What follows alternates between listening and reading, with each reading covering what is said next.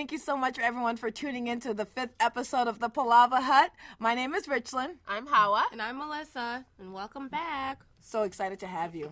Yeah, so we have been gone for a couple of weeks. We had some technical difficulties we were trying to, figure out. We were in hiding.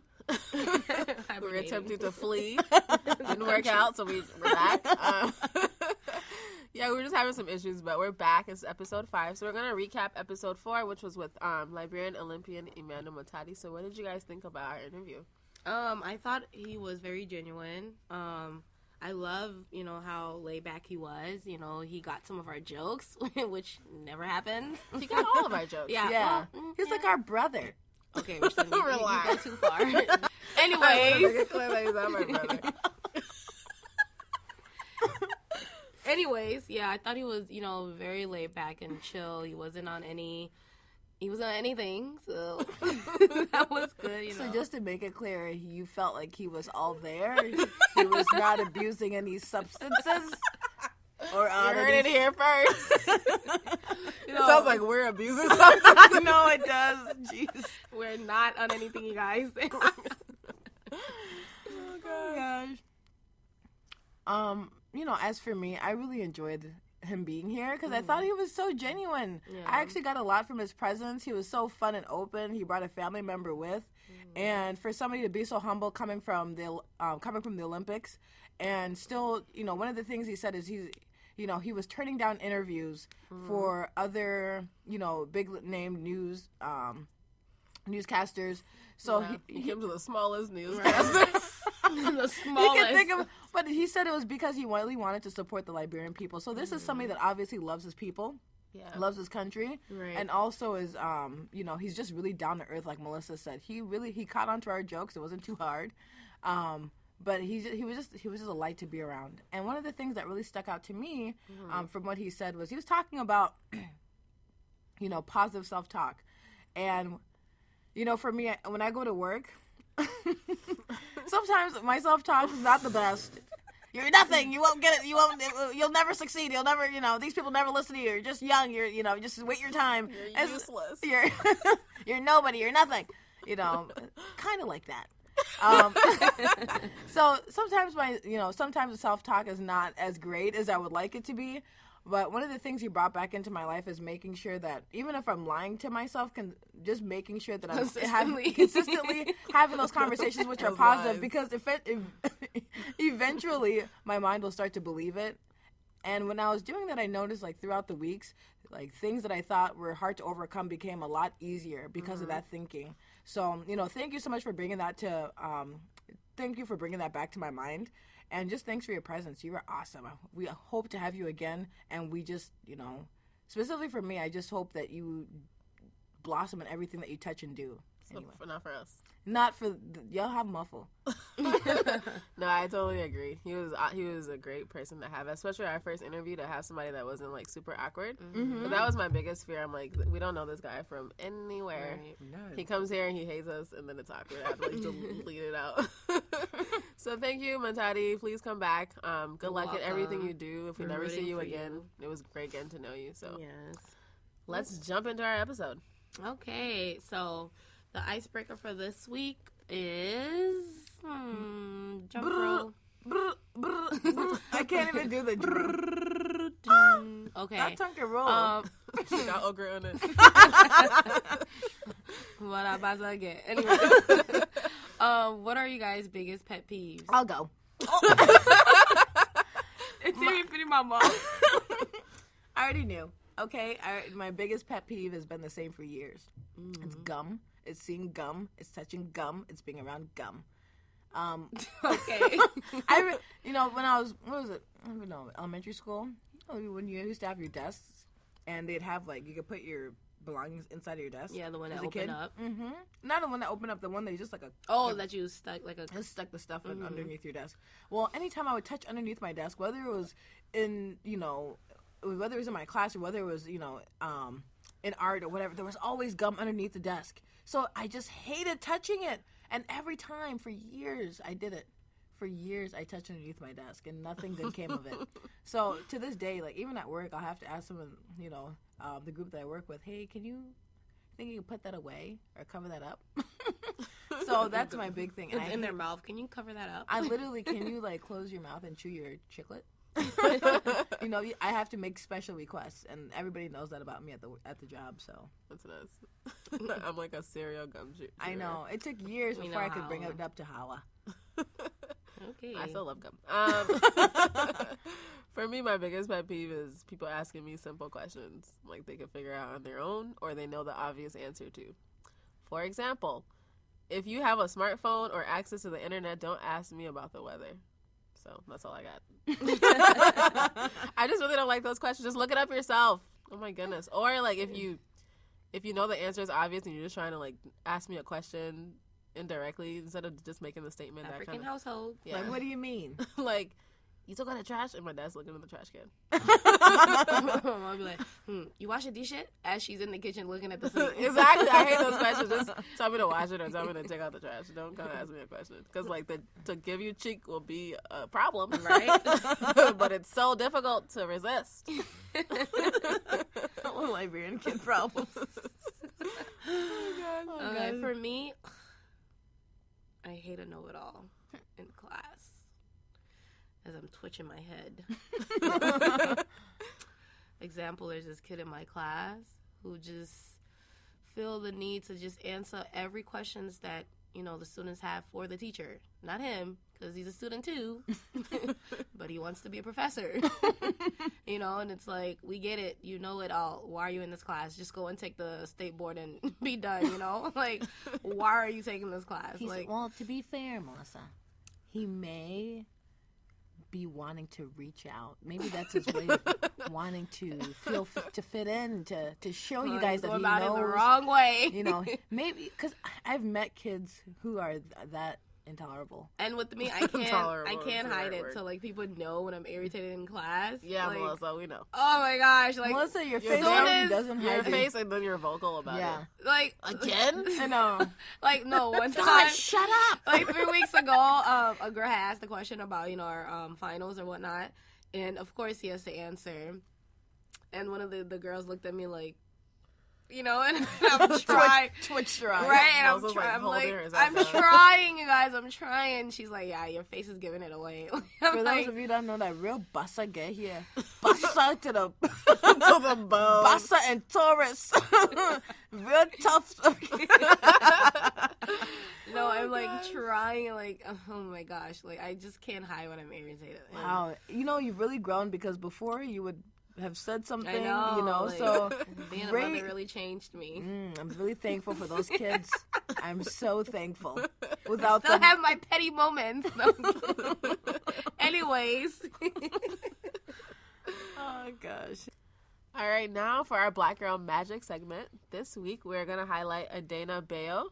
So she is a Liberian businesswoman, entrepreneur, tycoon, like anything you want to call her. It's well-deserved. This lady is an amazing woman. She escaped the war when she was 13, came to the United States, and now she's a CEO of Adana Bayo and Companies. So she owns 2 IHOP franchises and a real estate development portfolio with over $225 million in an urban development project. Yes, Hunty, yes.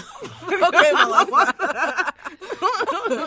She's also in the process of developing her own soul food line. So No way. Of restaurants. Soul food, like Not American Liberian soul. Oh, food. not some. Oh, okay. Well, I don't know, actually. It just said soul food. It's like real food, soul like- food. Yeah, I guess you could Yeah, argue. we could say it's the original soul food. How is it original? It's Shut the your only- mouth. Anyways, congrats. Yeah, so she's just an awesome lady. You know, she's Liberian. Her article about her accomplishments has been circulating around Facebook.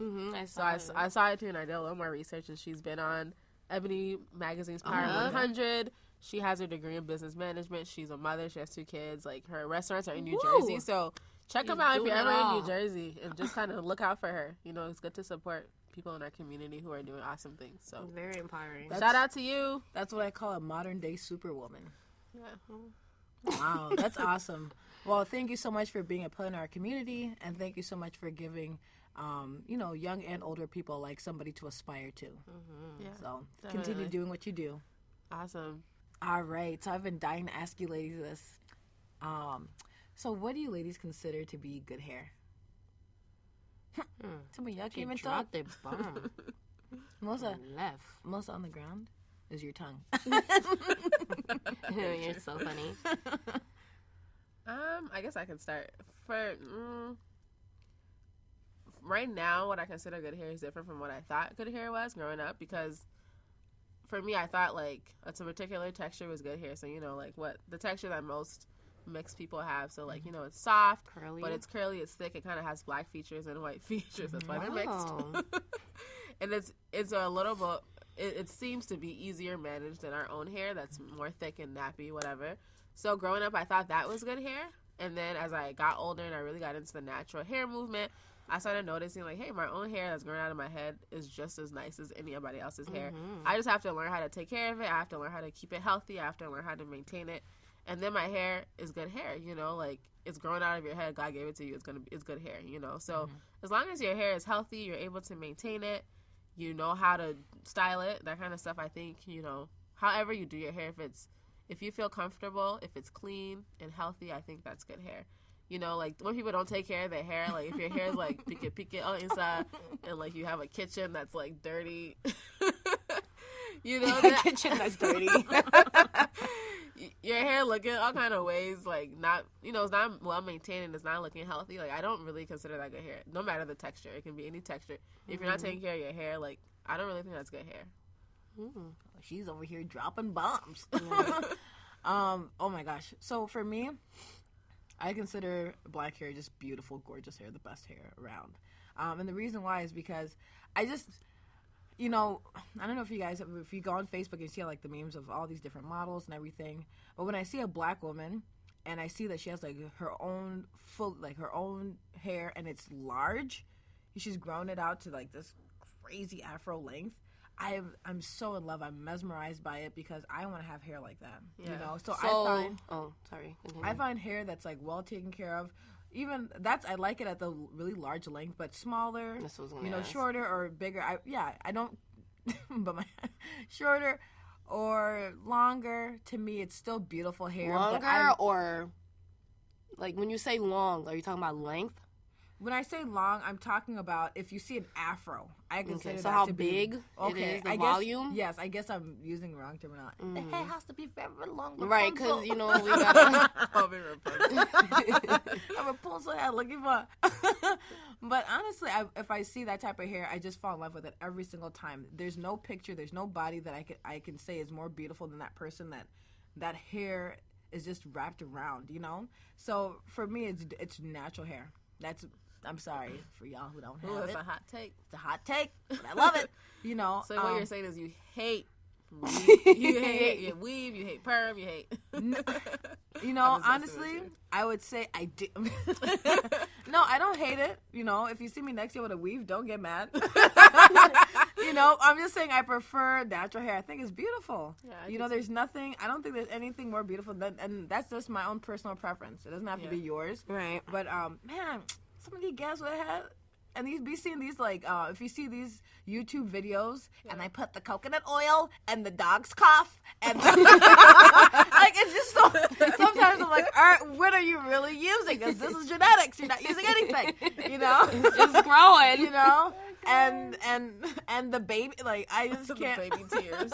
And I rub it in my head for about 5 days. And then after 5 days, my hair is 10 feet long. So for all of you that are listening. I just cut it 2 weeks ago. You know, if there's a meme that says, you know, like when I cut my hair, this girl's hair is like it's like still to her head is basically very short, and then there's a meme of this other people when they cut their hair they go natural. It's like and they grow within like a month. The hair's like down to their back. They're sweeping the ground. That's me right now. But yeah, that's honestly that's what I consider to be good hair right now, and I have seen some weaves that are really great. I mean, if you check out Atlanta, these women killing. You know, their hairstyles. I'm not pushing anything against it, but for me, where I'm at right now, I really find natural hair to be the most beautiful thing I've ever seen. You know? Yeah, definitely. What about you, Melissa? What about you, Rihanna? What I consider good hair is healthy hair. You know, I feel like if you're taking care of your hair, you know, you're washing it, you're Come again? You're washing your hair, you know, you have your daily or your weekly hair routine where it's like you keeping up with how, you know, good you want your hair to look, or, you know, just the length you want it to be at, or the volume, or whatever it is. I feel like if you first you have to know your hair, know the type of hair you have, you know, so that you're able to maintain it and take care of it. I feel like that's good hair to me, because growing up, I always thought that relaxed hair was good hair. Ma, appreciate it. I never thought, like, you know, having natural hair was good hair. Like, that's why, especially around my surroundings, like, all we saw was even little kids, braids, you know. If your hair is not braided or it's not weaved up, then, you know. What are you doing? What are you, exactly, when are you going to do your hair? So if you have your hair wild out, let me finish, then it's like, that's not good hair, you know. Or unless your hair is permed or even pressed. You remember those combs that they put on the stove? Oh my God, I still have one of those combs. To me, if you, you know, if your hair is straight and perm, like, it's like straight to the T, that's good hair. Because, you know, that's what, you know, Caucasian people have. And that's what we thought was good hair. Because that's what even celebrities, they always had straight blonde hair. Know yourself. Love yourself. Okay, self-talk. So, you know, that's what, you know, growing up until, I think 4 years ago, that's what I considered or thought that was good hair. But leaving high school, especially, you know, high school, like, school-wise, you see, you know, everyone with different hair. But you don't really think your hair is good hair because you either get laughed at if you come to school with your natural hair, you know? So it's like you always had to have weave or braids. Then, you know, everyone thought, oh, she looked bomb, or, you know, her hair is done, all of that stuff. But once you leave high school, you start to find out, like, you know, stuff about yourself, like, oh, wow, my hair is really nice in the open, you know, I don't have to put weave in it for it to look nice, I don't have to braid it for it to look, not to say there's, you know, anything wrong with that, but just finding, you know, knowing your own hair and how to take care of it, it's a plus in, you know, buying weave or braiding it, because then you know, like, okay, under all those things, I have good hair, you know? I'm just using this to protect my hair, you know? Rather than, I need this to I need this to look pretty, you know? Somebody give Melissa the Afro basket so I can put $1, a crisp $1 bill in it. I got my cough job bag. No, but, speaking the truth. You know, that's what, at the time, that's what we consider good hair. So now I feel like it doesn't have to be long. To me, I don't feel like long hair is good hair. So long your hair is healthy. You know the type of hair you have. You know the texture. You know how to take care of it. You have your daily or weekly hair routine. That's good hair to me. Right. You could still be bald and your hair can now start growing and be like, oh, wow, I see a difference, you know? So in the stubble. Right? You see the, you know, your curls pattern in the stubble. It's growing. It's coming. Something's happening.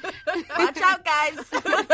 And like Richland said, you know, you go on YouTube, you go on Pinterest, and you see like variety of different hair texture and like the type of hair, and you're just like, wow, like I'm amazed at the volume that Black or Africans or even Black American have. Like to see like how there's this girl on like there's this girl on Instagram, her hair is huge, like her volume wise, not even straightened. Just imagine if you straighten it. Is she using dog's cough? No, I think she's using baby tears. Squirrel's tooth. She sprinkles some of that grind up in her daily mixtures. No, but to see it, and then, you know, we might like. I wish we had the internet when we were growing up, because now we, you know, like we. No, I mean to the extent of now where it's like you have variety. I know that you didn't have it like Bro.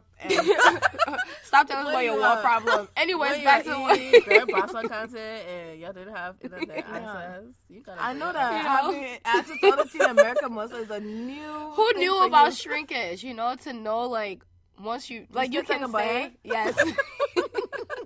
I hate you, Richland. No, but I hate these girls. They tortured my life all through high school. Well, it's like a serious thing, and the hair. Yeah, shrinkage.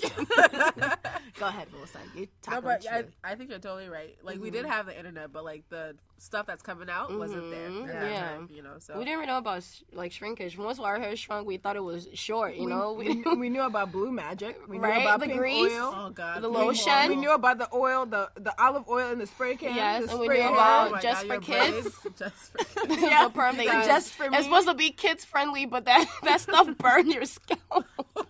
I think I need to have. It was no kids friendly perm. There is no kids friendly perm. First of all, when the perm can burn your kid's scalp. Kids friendly. You know, if I smell pink oil to this day, I get like I don't even flashbacks. Oh my gosh. I hate the smell of pink oil, you guys. I don't. I agree with you. I don't even like. I hate the smell of pink oil. Speaking of which, then what are products that you ladies are using now in your head? Oh. First of all, I just want to say, like, I'm so happy there's a lot of, products out there for us. Yeah, you know.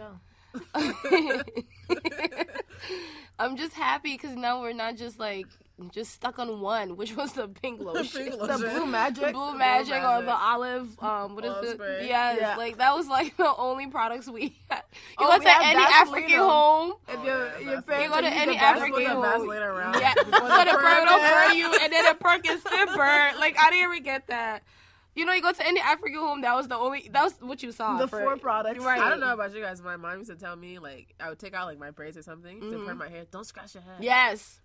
Well, that's true. Yeah, they did. But after you take out braids that been in your hair for, like, a month, right. Shit. Don't scratch it. I just used to go to that spot. I itch. You can still feel the burn. Oh, my gosh. Oh my gosh. But anyways, your question. What products are you using? Yeah, what products are you using? I used to use As I Am products when I first started, thinking of going natural. I still have permed hair, but I just wanted to see how it would, be. Yeah. As my new growth came in, I was using As I Am products. It's really good, but I'm just so impatient.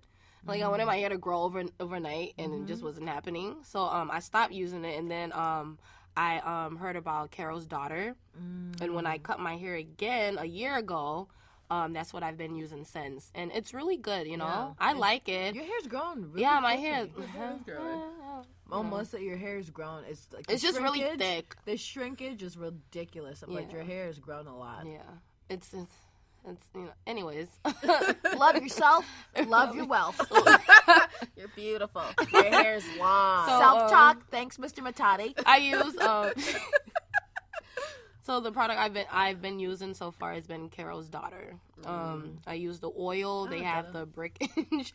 They have the brickage cream. They have different type of things that go for a different type of hair. So that's what I've been using. Yeah.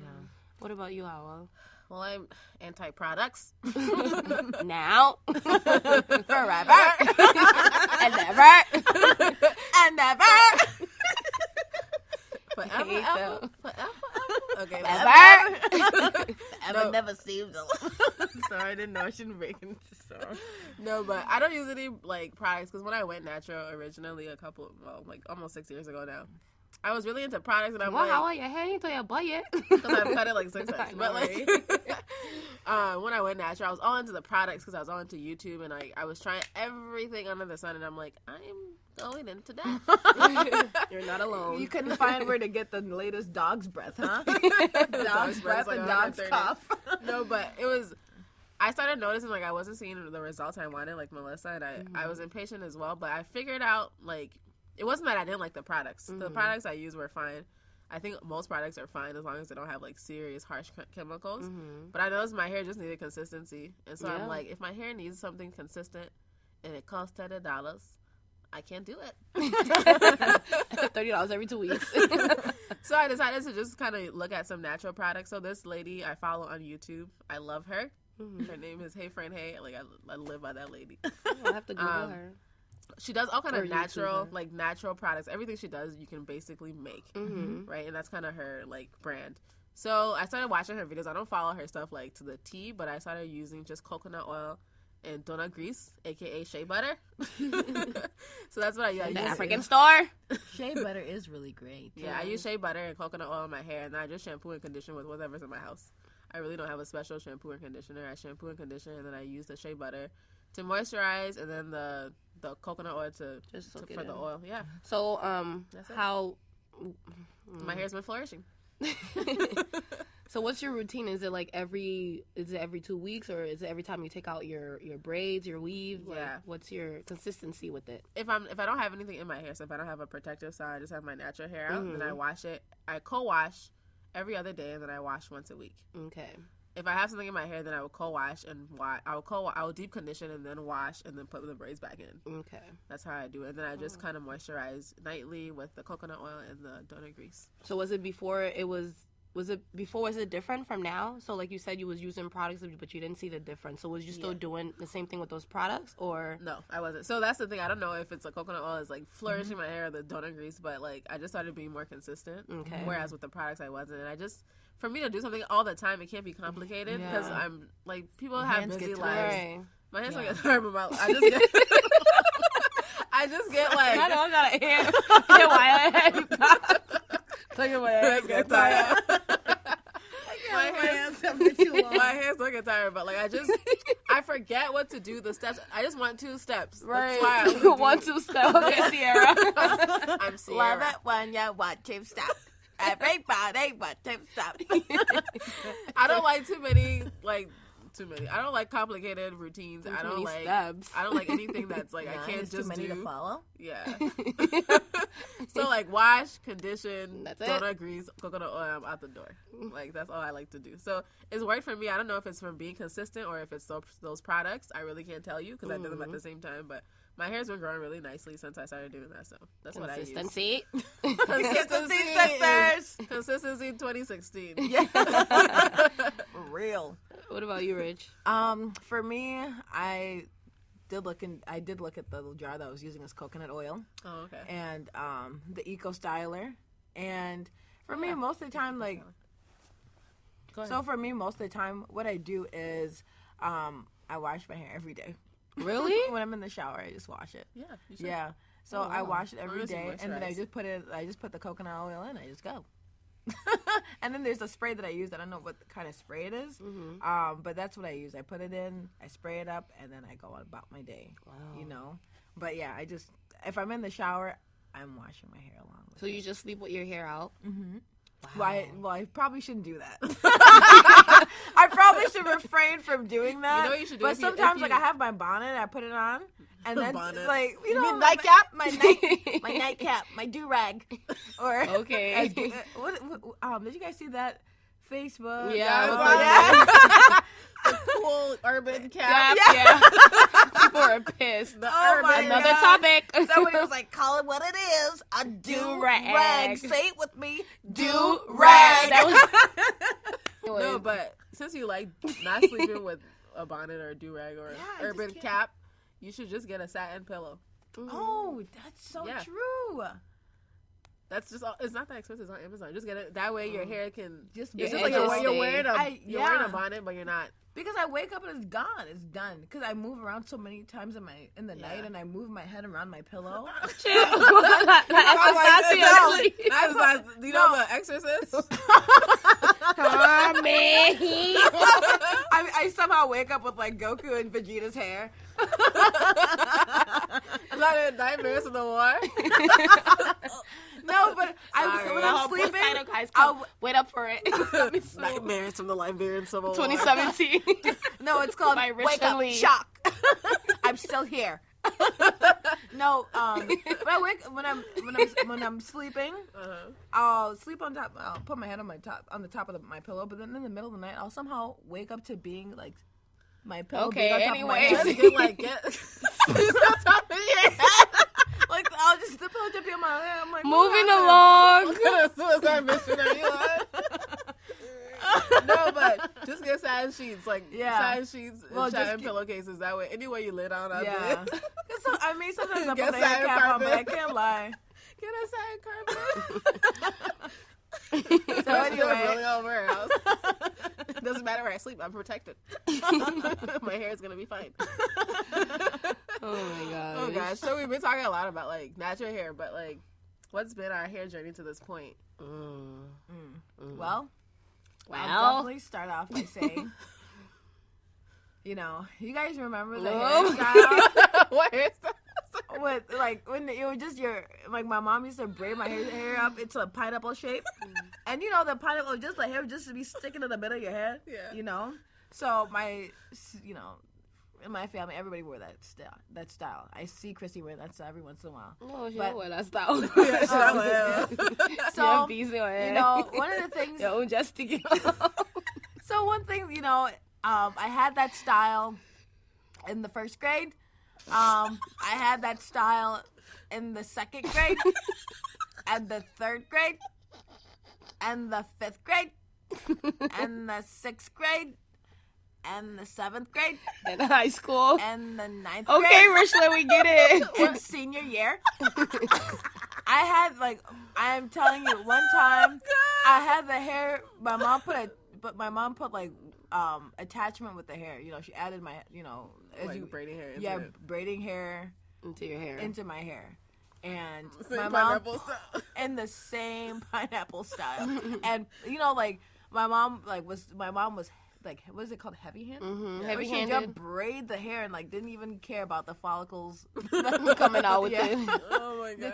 So the hair was braided so tight that the hair that she braided in didn't start right away. It was like if you go an inch back, that's where my hair started.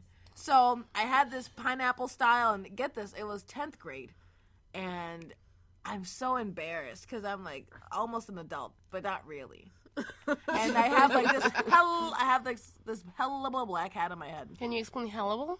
Hellable means I'm kidding. this duh. big, flumpy, bumpy hat on my head, and Bumpy.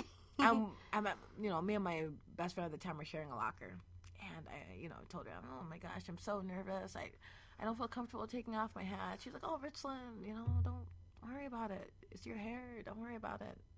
She's giving you the self-talk. She's giving me the self-talk. Love yourself, love your wealth. So I'm like, yeah, I should love myself and love my wealth. So I removed the hellable hat off my head. And as soon as this girl saw when my hair started, she just busted out laughing. Oh, it's she couldn't even look at me. She'd look at me and then laugh and turn her head, and then laugh again and turn her head. And at that time, it was where our locker was popping. All the cool kids were there, and the other kids were there. And I just remember that being so hurtful.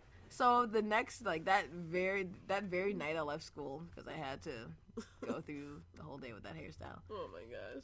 I got a headband. I remember that headband.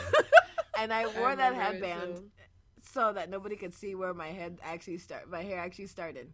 And then also too, I had some times where I wore my natural hair, but it just wasn't taken care of. Honestly, I didn't take care of my head. I didn't know how to take care of my head, and I didn't care to take care of my hair. So I really hated my hair. That was a very dark time. It's getting very dark. Somebody cut it. No, but honestly, I didn't care for my hair, and I didn't think it was great. I saw other people's hair, and I thought it was better than mine, no matter who it was. Just because there was a lot of love and attention. Melissa had all the poppin' hairstyles. I hated her, but I loved her. So it was a weird dynamic. One minute I loved her, next minute I just hated her, next minute I wanted to be here. I didn't know what was going on, and so. That was literally my hair journey. A lot of it was, between elementary school and middle school. It was a lot of braiding my own hair, and then at some points, my mom would do the braids, and the crochets I had when I was younger, which I really liked. It was just a lot of hair on my head. Yeah. But as I grew, after high school, I really could take time to I really felt like my length in my hair, and let me just be honest, y'all. I just really liked my hair after graduating and taking care of it in its own natural state, and actually being attentive to it. When I went out and if guys were hitting on me, I felt great because I'm like, you talking to me with my own hair? I know it shouldn't be anything. I love myself, but to see that was something, that you would find somebody cute and they'd find you cute back when for the longest time you thought having other people's hair in your head was what made you what made you cute, to see people acknowledge you, you knew that you were beautiful and you knew that your own hair was beautiful. You're looking in the mirror all day, oh my gosh, look at my hair. Then you finally see somebody like you with your own hair in your head. It was another level of self-confidence, So that for me was a huge awakening. And then just seeing other women just style their hair nicely, I just became a huge fan of natural hair altogether, And just growing up in your own home where if you even walk outside of the house, where you going with that hair? Where you put that hair in, put that hair in something? It was just almost like you always had to manipulate the hair. It couldn't just be the way it was, It couldn't or it can't be sometimes. And and that's one thing too. I just thought my family just didn't know how to take care of natural hair. Didn't think it was good looking, or even other Liberian people. So that was one thing too, just kind of realizing, okay, well, these people aren't really going to help me with my natural hair journey. I'm going to have to look elsewhere. That's funny. So yeah, that was a little bit of my natural hair journey. I kind of went back and forth and things like that, but I'm sure you guys could follow me, the pineapple hairstyle, crochets, my own natural hair, the self-hate, and then finding myself. And then loving myself, loving my wealth. Oh, God. Thanks, Mr. Matati. Oh, my hair journey, I've always had, or I always did, braids. Growing up, it was like my go-to hairstyle, braids, or I think one time in third grade I had crochets. Other than that, I've always had braids. My mom, she don't know how to do hair, so my aunt was my hairstylist. Don't you dare talk about your mother. She did a lot for you. No, she'll even tell you so she doesn't know how to do hair. So my aunt is our hairstylist in the family, So I've always had braids. Up to high school, what would I say? Up to high school, you were doing the Rihanna's yeah, hair. I started, mimicking Rihanna, doing whatever she did. And then after high school, I think that's when I just, I finally cut my hair. I cut it once, and then it started to grow back, and then I permed it, and, I started putting weave in it and braiding it. And then, do you guys hear that thumping sound? Yeah, I think somebody's playing a drum or something upstairs. Yeah, and then I decided to go natural while I still had permed hair to see, my new growth, how it would, react with the products. And I liked it, but I was very impatient, Yeah. So after after a while, I just decided to cut the whole thing off again, just start it over, this time. And it's been a year. I've been chemical free. I like it so far. No drugs in the system. You're not on anything? No. I've never been. I don't know. I've never thought that having long or weave would make me pretty. I've just always been a short hair gal. Short hair, mama. Like Richland said, she always taught people why you jack like that. She always thought long hair was how people were confident or felt pretty. I don't know. It wasn't to say that I didn't like it, but I just never was into it like that. And now knowing or seeing how far my hair have come and how far it's gonna go, I'm really excited to, even though I'm impatient, but I'm really excited to see 3 to 4 years how it's gonna be. the same spot. 3 years later, I really will. No, on a serious note, I really do like. Some days I'm impatient. I just want to cut it off because I'm I see, especially when you go on the internet and you see other women and they've been natural for 3 months and their hair is 6 inches long, and I'm just oh my gosh, my hair is never gonna reach that length. But I'm but then I'm consistency, Consistency. And I'm just you can't give up. You've come this far. And then when I send my friends Snapchat, and they're oh wow, your hair is really growing. I'm just oh okay, people see the difference. Those lying mamas. I was one of them. No, but gotta help her out. I'm really excited to see where my hair is gonna be in 3 years. That's awesome. And yeah, in my family it's natural hair. Natural hair, mapo hair. It's your hair is either weaved up or braided. I think I'm the only natural in my family. Your mom's not natural?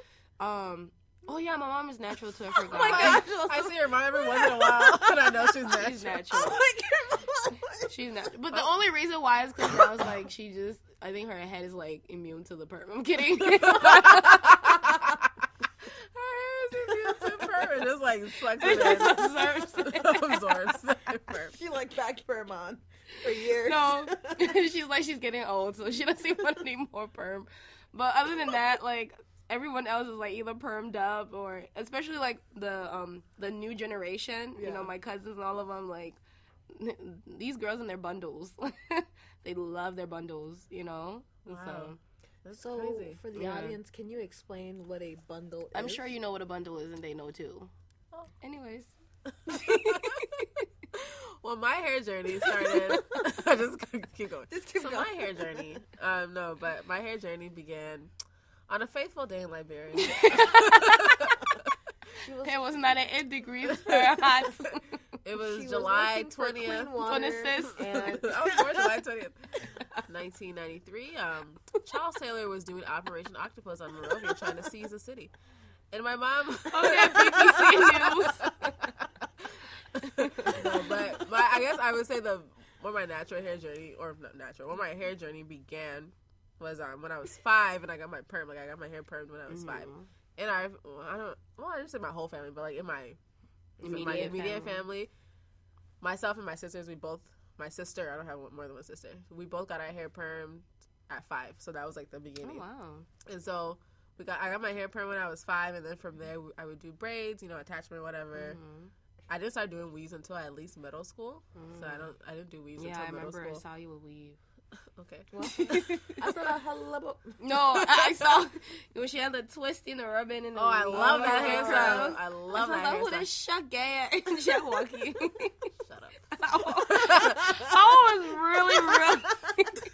I haven't grown since The I was grade, author. Melissa. The author. The Arthur I was Don't really talk sure in about middle my school. height. I was like, what is Shut Gay at? Oh, God. Jackson Middle School. She was really short. Still is. I thought she was actually like a midget or something, but it just turned You out thought that was so? that she grew too. That was 3 I haven't inches. grown since 5th grade, you guys. Shut up, I'm kidding. No, but so I did braids. My hair was permed or relaxed throughout all of this. So like periodic relaxers, probably like every 3 months or so, I would get a relaxer. But then between those times, I would either braid my hair, do weave, that kind of stuff. And then during my senior year, I wasn't going to school. Well, I was going to school. I wasn't in high school. I was doing a program where I went to I did college courses, so I had classes in the evening. I had a lot of free time. That's kind of what I'm trying to get at. So I was all into the internet. There's a lot of weird things on the internet, in the depths, and that's how I kind of stumbled upon natural hair. And I decided to just cut my hair off, and I just shaved it off one day, and it was in December. I remember. Yeah, I had like a breakdown, and I just and like a baby. and I just shaved it off, and I went natural. That was 6 years ago now, almost 7. Oh, about 7 years, because it was 2010. So yeah, 6. Okay. Anyway, so I did that. And you were 23 then, right? I was still 23. No, but I went That's natural that time 6 years ago, and I liked it. I started getting into all the products like I talked about earlier. All the products, I was into everything, trying to make my hair grow. I really wanted length. That was my goal, and I just thought this was like this was the way to get long hair. I felt like perming my hair was So you damaging thought it. long hair was good hair?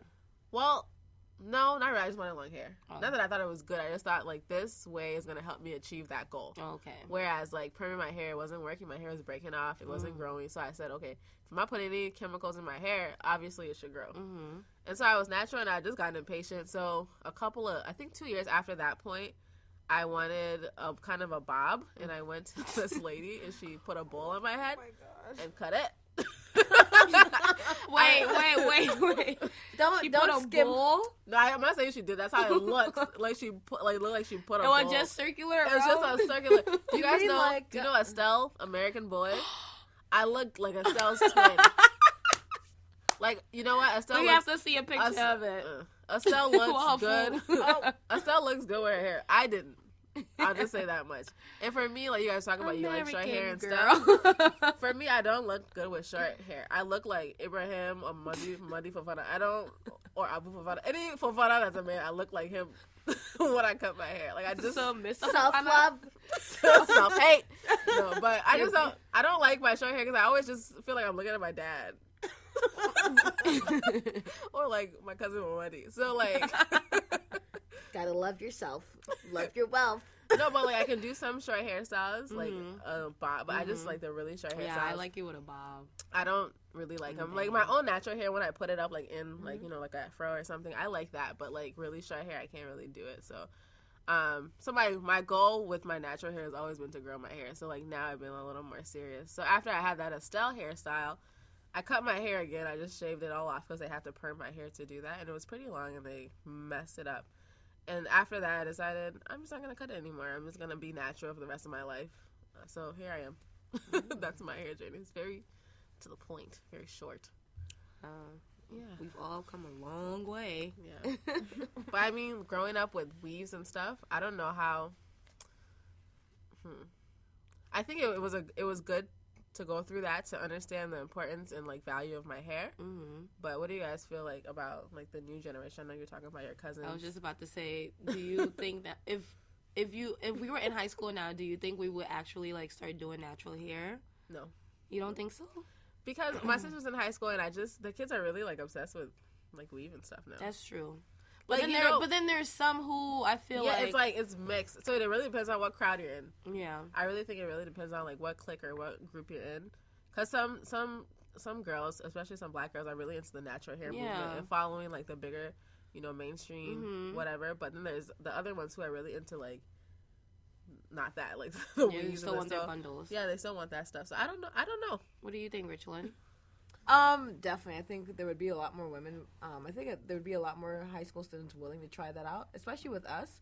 Especially with you, Melissa. You were really risque with anything you tried. Loving Rihanna and everything, and also dating Chris Brown. So I think definitely I know that you would have tried it. For me, I don't necessarily think I would have cared too much whether it was a natural hair. As you belittle me underneath your breath, you said, so as for me, probably not. So the pineapple would still be going? The pineapple would still be going strong. With braids and all. Like it did in 10th grade, and 11th grade, and 12th grade. And graduation. So I definitely think, possibly after high school, that probably would have been the time I would have dibbled and dabbled in natural hair. Yeah. But before that, no, I don't think I would have cared too much about it. What about you, Melissa? I think so. I think now, I even see some of the girls that we went to school with, I see them trying to go natural or just even letting their own hair breathe, Whereas in high school, you never, for those 4 years, some of the girls, I never saw their real hair. I never knew how it looked like, Because, okay, for example, when I was in, I think it was 11th grade, I had my hair was always permed when it wasn't in braids or something. So I had it in my little ponytail, and this girl was like, "So what are you doing your hair?" I'm like, what the this is my own hair. Like, it wasn't natural, but. And you had pretty long hair in high school. Yeah, my hair was going back. Let's not go that far, but I'm kidding. Anyway, back to your question. You asked a question before I asked you. About the kids, or you answered it. You were saying, I was just asking what do you guys think about? Now the kids and what they would do with okay, yeah, like you said, I feel like it's half and half. Because the girls, in my family, the younger generation, they're all for their bundles. It's either bundles or braids. How are they affording this? Well, they're seniors now, so in high school. Yeah, they're working. Yeah. Well, summertime they had jobs, wow. Or family members would give them, money, and then they save it up to buy bundles. There's bunch of companies now that sell bundles, so it's not just like one main company that you can buy from. So I don't know, they're affordable to some extent. Did you guys ever watch that Chris Rock movie? Good Hair. Good Hair. Did you watch it? I watched it. What was your take on it? I like how you just jump from what I was saying to. No, it's totally fine, but it's sorry, Melissa. Ma, you need tissue. I'm trying to be petty. I saw that movie gosh, it's been a really long time. Yeah, I saw it a long time ago. The only thing I really remember vividly was him taking natural black hair and taking it to the Cocoa Beauties and the 7 Miles and trying to sell it, and they're just we don't want this, no one's gonna buy it. But that's what I remember. I saw the chemical. It was just sorry. You keep jumping in before I thought you were done. No, they kept. It was just It was just like this commentary back and forth about like women's experiences with natural hair. I think it was a good start. Yeah, I think so too. It should have been a part 2 just to kind of delve. I thought there was gonna be a part 2. Maybe it's coming. Yeah. I mean, the only reason why I never watched it, but I always. Can I say how I feel about it? Sorry, so I never watched it. I always had a lot of questions. Go ahead, like you actually saw the movie, right? The only thing I got out of it was the chemical, the perm, how it was being made. Yeah, and like dangerous. It's dangerous. Like it can kill you. It's like chemists, and people were like, you have to wear like mask and like shielded. Even, like, what is it called? Bodysuits. So, like, on that topic, right, what do you guys feel about just children with weaves, perms, those kind of things? I mean, we all experienced it, getting weaves, getting perms. Like, what do you think about, like, the new generation? Do you think that's something you would do with your kids or not? Being the mother of the group, I don't think it's a good idea to put weave or braids in children's hair, especially at a young age. I feel like that's a time for them to, like, be happy with who they are. Mm-hmm. You know, I don't feel like putting braids or weave in, you know, a 3-year-old, 4-year-old, 5-year-old, and so on. You know, I don't feel like it's good for their self-esteem. I feel like to me, it's like they feel like they need something in order to be beautiful. Like they need, or they have to have these braids in, or they have to have their hair weaved up. Because that's how they feel beautiful. Because it's like, I see it sometimes where when, you know, parents do their kids' hair, they're like, oh my gosh, you know, you look so cute, look at you. And it's like, they're beautiful too without, you know, all those extra, you know, things. Like, they don't need it. Right, when their hair is just natural. And for me, I don't do it to my daughter's hair. I always tell myself, you know, when I have kids, or if I have a girl, I would never put weave or braids in her hair. I will wait until she's at least 13 years old to make that decision for herself, or if she wants to, you know, then we can see from there on what to do. But as far as, you know, 13 or under 13, and, you know, I just don't feel like that's necessary, especially being so young and going to school and seeing all these different types of hair. I don't want her to feel that she needs weave or braids in order to be beautiful. I feel like her own hair should already be, you know, a plus to her, you know, to her or her body or her personality. Yeah, like I don't want her to feel like, oh, mommy, you have to braid my hair, or, you know, you have to weave my hair up or perm my hair. I would never perm her hair, first of all. That's so terrible. You know, I would never ever, not to say, you know, to each his own. This is my child I'm dealing with, you know. I just would never do that. That's killing her. So she's so young. Like, I just don't, oh my gosh. So you're saying that moms who perm their child's hair are horrible moms? No, I'm not. Deserve to be. I'm not paying their bills. So you're trying to say if you were paying their bills, you would take care of them better than the mom? Kidding. Okay. I'm just trying to get clarity for the audience. No, I'm speaking for, you know, my child, that I would never do that, because I just don't.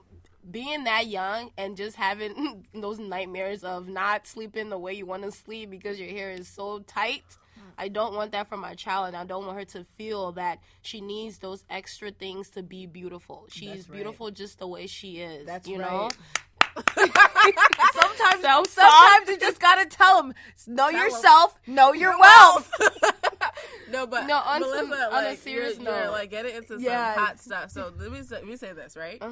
So, for example, I'll use Blue Ivy as an example. When she goes out with Beyonce, her hair, you know, they get on her and say like terrible things about this baby. Yes, the girl hair is a mess. You know, you need to do something with it. Her hair is just open. It's just her hair, how it grows out her head. And I have to, you know, give an applause to Beyonce because the fact that she don't give in, it means so much, because I just feel like those are ignorant people. Like, for them to say that she's not beautiful because her hair is not plaited well or neat, or because her hair texture isn't the same as Kanye West and Kim Kardashian daughter, who's mixed.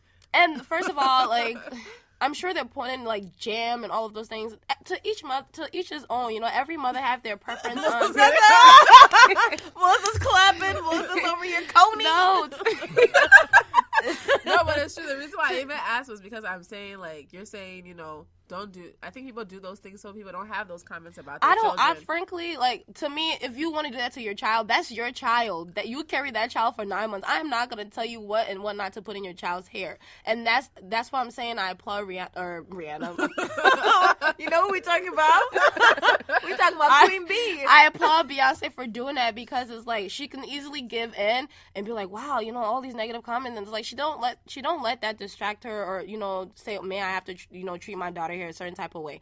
That's a child you're talking about. That's a child. She did say she likes her baby's hair with baby's hair because we didn't grow up like that where we have the options of, you know, having your own hair out. And look what it did. It kind of made us feel, you know, being young, that we have to have braids or weave in order to be beautiful. And it's not until now we actually figure out that it's okay to have your own hair out. Yeah. And to me, that's how I want to, you know, be with my child. I don't want her to feel that. I want that to be an option. Yeah. I don't want it to be like her only choice. You're going into this option of, you know, when you're talking about having choices, you know, because we have this distorted image of what beauty is, especially inside of the Liberian community. Mm-hmm. You know, your hair has to be pressed. Your hair has to have something in it. It has to have braids. It has to have weave. It can't just be out. It can't Right. be. And if it is out, your hair has to be very long. Because somebody, you know, had. So I don't know if you guys hear this, but there's people who say, okay, well, if my child's hair is nice, I will go and do their own hair. But if their hair is nappy, what am I going to go do with it? Put that hair out there? And that's the thing with I don't know about, like, you know, young generation as far as me with kids, but it's like with our generation, they were very impatient on treating our hair. And whereas now that I know there's a lot of products out there to help my daughter's hair grow, I'd rather take time to learn her hair as I'm doing with my own hair and know what products to use with her hair so that it is, you know, healthy. You know, so it's like, I feel like it's patient. And right now I see it in a lot of young mothers, you know. I still see some who put, you know, braids in their kids' hair, which that's their choice, to each his own. But for me, I just feel like I'd rather learn, since there's so many resources like how I had talked about earlier, why not just sit and learn about your child's hair and know, like, what works for her hair and what don't? Because you put in braids in her hair, you're already taking out her edges, and, you know, her hair is trying to grow, it's trying to figure out itself, let alone she's still young. So why are you trying to, like, manipulate? Yeah, twist that. Why are you trying to make it your own? Jelly, you trying to do it to get personality. Let's speak it, ma. Let's speak it. No, you know, but, like, in defense of those people, I know, like, in the Liberian community especially, people talk, right? If you, for example, have a daughter, let's say Blue Ivy's your daughter, you let her go out like that, right? People are going to be on your name. And that's fine. But you know something, though? We were talking about Blue Ivy. The thing about her hair is that her, you know, she's dressed and she's presented well. Yeah. But when you see a lot of times in the community, when the kids who don't, when their hair is not nice, and they're not looking nice either. That's so true. there's that. Well, then that's up to that parents. That's not. That's why parents don't want to have their kids represent have that other perception. Exactly, because if your child's hair looks nice or presentable, you're also going to take care of them too. So there's still those two things. Yeah. Well, for me, I feel like Chrissy hair will be braided, but it will be her own hair braided. And sometimes she'll go a week or two with it braided. Doesn't mean it's always going to be neat. The first, you know, couple of days, of course, is neat. You know, she just got it done. But after a while, it tends to do its own thing, you know? So it's not to say she doesn't look, like, I'm not saying that she looks dirty or her hair is not clean. That's just how it is sometimes, you know? Yeah. So it's like you were saying, it sometimes I feel like as the parent, if you're taking your child out looking dusty and dirty, well, obviously the people are going to talk and be like, why does her child look like that? Why is that child hair not done? But at the same time, it's like, I'm not going to keep braiding my daughter hair every other day just to live up to society preference, you know? Melissa, I'm literally snapping. I'm clapping and snapping. Self-talk. No. You know, but I think you bring up a good point. So, like, I think in the community, if a child, like Chrissy's 4, right? Mm-hmm. If her own hair is braided up, it's fine. But let's say you put her hair in an afro, and you took her out. She looks great in every other aspect. People will still think that's not presentable. I think that's something that's in our culture where it's like natural hair in its natural state, not manipulated, not braided, not put in a ponytail. Yeah, it's unaccepted. That's what I'm saying. It's passed down from generation to generation because that's how our parents, you know, our parents never let us go out with our hair like that because to them, that's not you looking neat unless they put barrettes in it and looks, you know, for church. Like, unless they, you know, they put the little barrettes and hairstyles in it, then that's when it's, like, presentable. But if you just go out with your hair wild like that, to them, that's not good way of, you know, your child should represent you. That's not a good way, and that's passed on to our generation, you know. Like if both of you guys in the near future have kids, I don't feel like you guys will let your kids you know, you let your children go out with wild hair like that. Yeah, you'll do do nots, you know, you'll do different stuff with it, but to actually let your child, unless she has that texture, like we were talking about texture, you know, different type of texture. Of course, Blue Ivy can go out like that. Her hair is very curly, you know, and I don't feel like if Chrissy had really, you know, like my hair, she had my hair is very thick, you know, you don't really see my curl pattern until you look, you know, closely. So I don't think I would let her go out if she had my hair texture. I wouldn't let her go out like that. But okay, you got to the point I was trying to make. So here's the other thing too, right? We're talking about how, you know, you leave Chrissy's hair in the braids for, you know, 1 to 2 weeks. There's the same kind of, so my brother's kids, my cousin's kids, when I used to do their hair, I would, you know, braid the top and I could leave the back out, right? But then they would go sleep and their hair would shrink. Yeah. So to continuously spritz water and to comb it out all the time, their hair texture, it took a while and it would hurt them. So also too, you got to think about for the African people who are putting their kids' hair in, and I don't really necessarily see an issue with braiding it. You know, if it's your own personal hair. Even sometimes, I don't think there's a issue with putting it in braids if it's childlike. If it's childlike, if the hair is not heavy and you see it's not Tempaco. Literally, if it's not breaking the kid's neck, but you see like it's just a little bit of braids and it's in there and it looks nice and it fits the kid's age, it's cute. And I think there has to be a balance. I think you got to allow the kid to also wear their hair to feel, you know, that they're also beautiful in their own skin. And if you decide to put, you know, you know, weave or whatever in their hair, the attachments, that's what I'm talking about, then it has to suit their age, right? You know? So I see that, but sometimes there's also, I see when it's, you know, when those kids have those attachments in their hair, a lot of times, or their hair is braided, is because their parents don't want to spend time to do that hair over and over and over again because it's it's understandable. I'm not saying, you know, no, I'm not saying that you're speaking against them. I'm just kind of speaking for a voice for those people who do put their kids' hair in that in that type of style. And like I said, there's nothing wrong with it unless you know, if it's childlike. Yeah, I've seen some. I don't know if you guys remember that meme I sent you guys with the little girl. She's probably about 2 years old, where it's like she don't even have enough hair. And yet they're braiding her hair. Well, you never check your social messages, but no, she don't. Anyways, and I felt that pain for that because she's a baby, you know, like her scalp, like you know, everything about her. She literally has like patches of hair. Do you know who I felt for? Christina Milian's daughter. That's yes, who I felt like for. That little girl must be like what, 6 or 7 years old, and to have that's probably like 15. Pack of, I don't even know what they're 15 pack. We'll send you exactly because it looks like a mop. That's what it looked like. It's very heavy. I've never seen this picture. I will Google it when we leave from here. But like I don't know, like you said, there's childlike hair down to her butt. There's like childlike hair, and then there's grown folks' hair on a little child. Yeah, you know. So for like you said, there's a balance. You have to have a balance. You can't. I understand you're busy, but don't go put heavy bundles in that child hair because you're so busy. And also too, you know, you were talking when you were you brought up the topic earlier about, you know, loving themselves. When you put that kind of hullabaloo Christina Milian weave on your child, you know, you're saying that their own hair isn't good enough. Exactly. Their own hair isn't. It's not up to standard. It's not up to standard. It's not beautiful. They can't love themselves in their own hair, so they have to put this other Indian woman's hair on their head. That's like my main. That's like my main thing with my child. It's like I want her to know that it's okay to have your own hair. I've been to knots in Chrissy's hair. I've tried different things with her hair. I don't know how to do hair personally. My aunt is the one that does Chrissy hair for me. But trying, like, I go on YouTube and, you know, look up little kids' hairstyles, and I try Bendu knots, and I see, like, when I take it out, I'm like, wow, you know, like, I'm really shocked, like, oh my gosh, her hair can do that, you know? So it's like, I feel like, but then again, like you said, having patience and, you know, having that time, it's like, sometimes I have those things and sometimes I don't, you know? I'm not even going to sit here and be like, oh my gosh, I'm so consistent with Chrissy's hair, but I don't know, I just don't, to me, being a mother, my child, I just don't feel like I should put braids in her hair. I give her at least until she's 13 years old to want to come to me and be like, okay, Mom, can I try something different? And then we can move on from there. But as far as from, you know, 2 years old to like 11 or 12, I just would not put braids in her hair. And she would continue to have barrettes and hairstyles and bidou knots until she's 13 or 14. But Mom, no.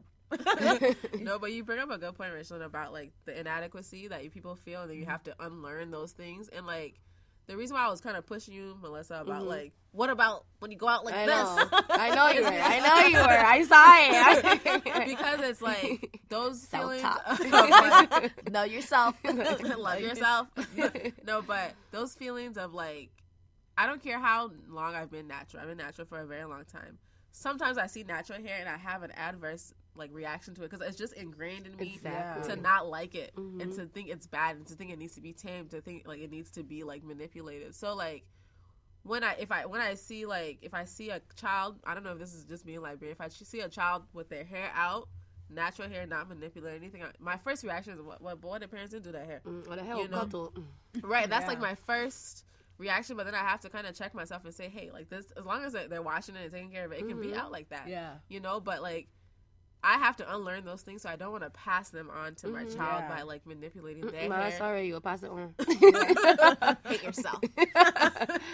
Love yourself and love your wealth. Like the kids' hair's down their back. I'm like, put on this lace front. Like what the heck? Straighten it now. Burn it.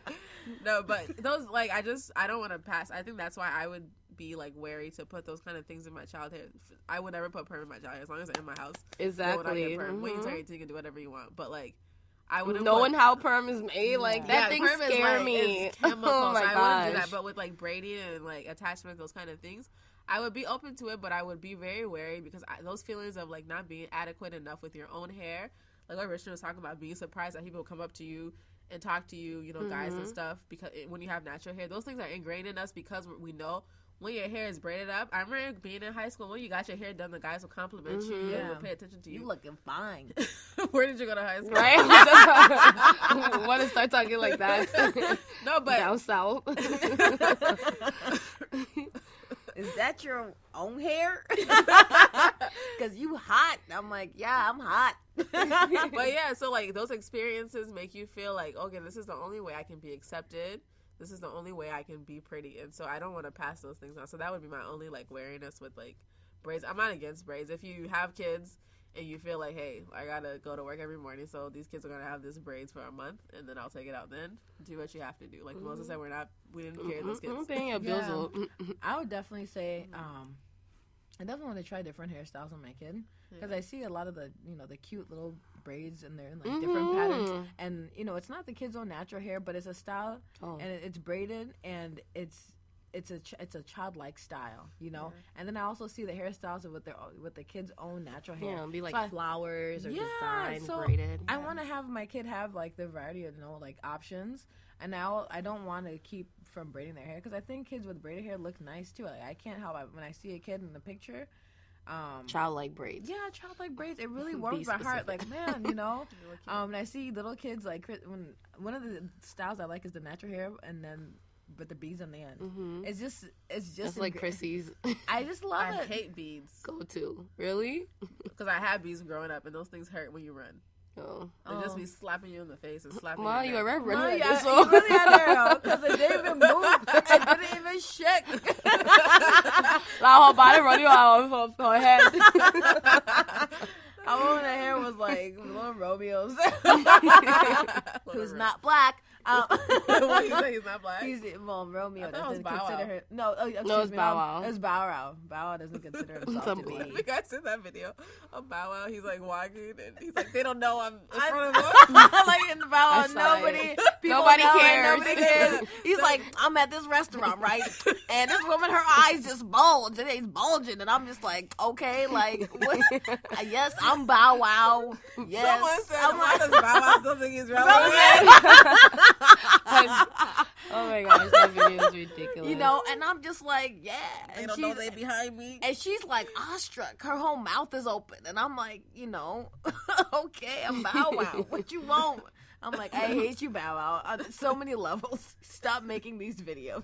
Well, continue making these videos. So I can laugh.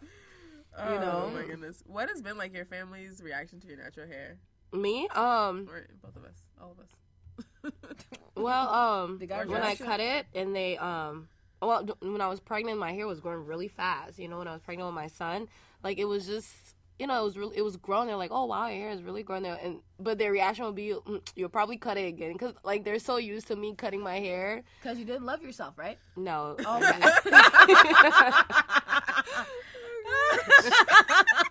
Kidding. Self-love episode. Oh my gosh. Know yourself and know your wealth.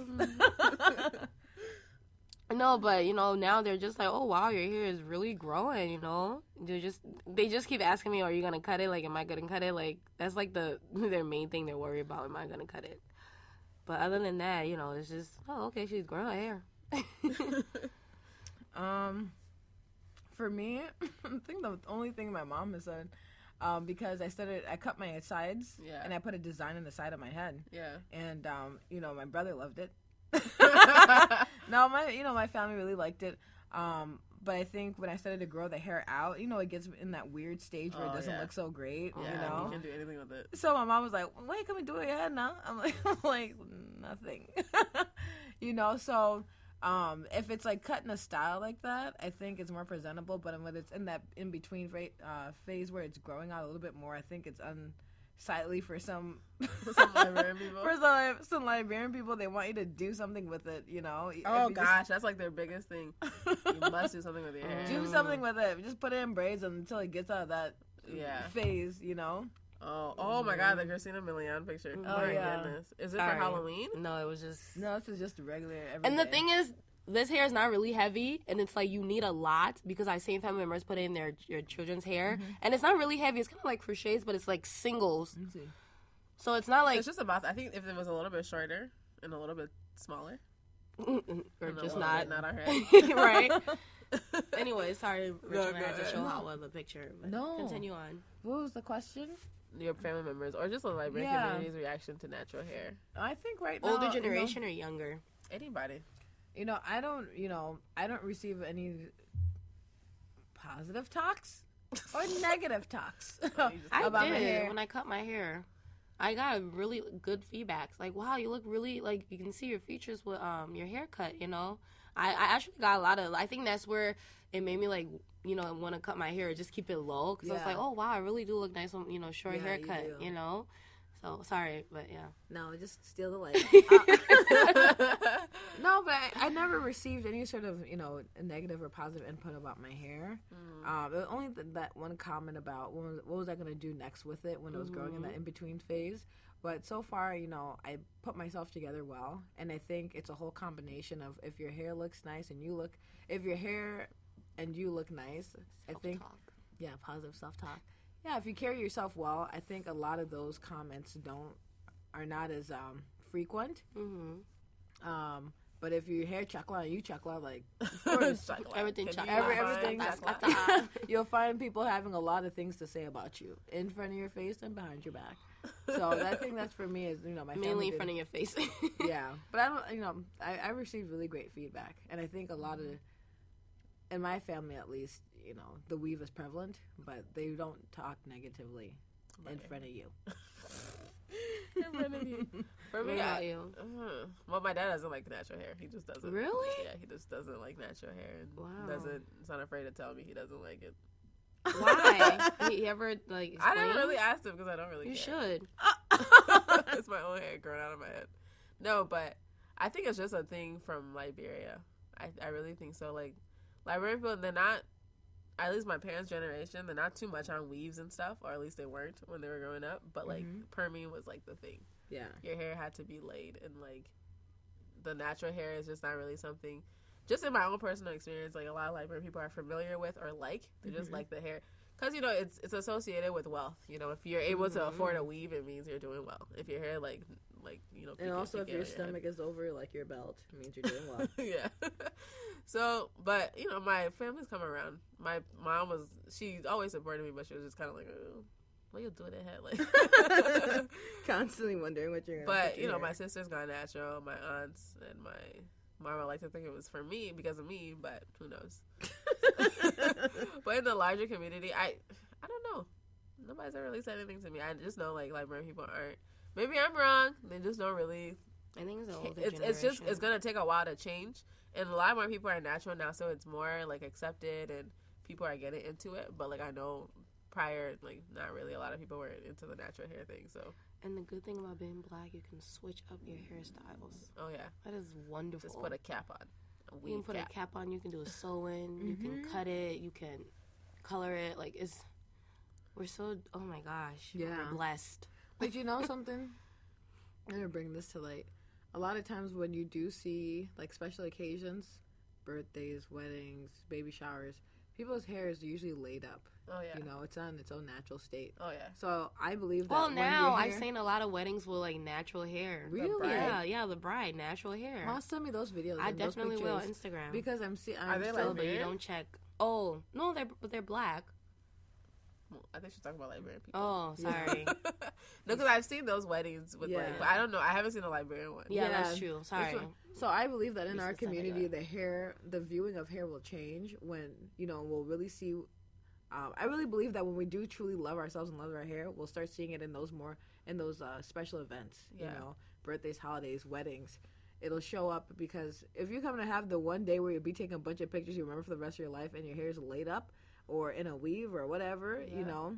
Not to say you don't love yourself or love your hair, but it's nice to have that diversity where, you know, kids can see their parents with their own hair. Yeah. You know, this was my first anniversary with your pa. This was my 10th anniversary with your pa. You know, With this your was your pa. first birthday, and we both had matching hairstyles. Like that's so nice to instill in your kids. Like, you know, you love your hair, love yourself, and a lot of times when you're in Liberia, you're watching a lot of these like these movies. All of them are they'll have American people. So what would make you not want to like press your hair? Because Yeah. all you're seeing on TV is constant American people. The kids have little breadths in their hair and all these things, and you want to Yeah. do that same thing for your kids too to keep up with the status quo.